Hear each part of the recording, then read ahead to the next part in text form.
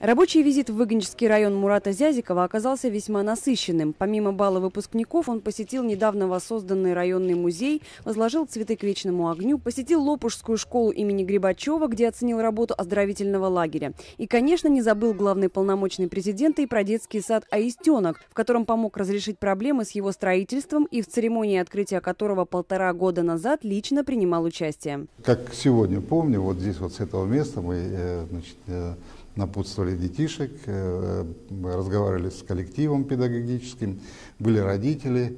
И мне очень было интересно посмотреть, практически вот в этом районе, вот в этом микрорайоне и вот в населенных пунктах вокруг очереди на детский сад нет. То есть практически 140 детей вот из округи, они сегодня вот в детском саду.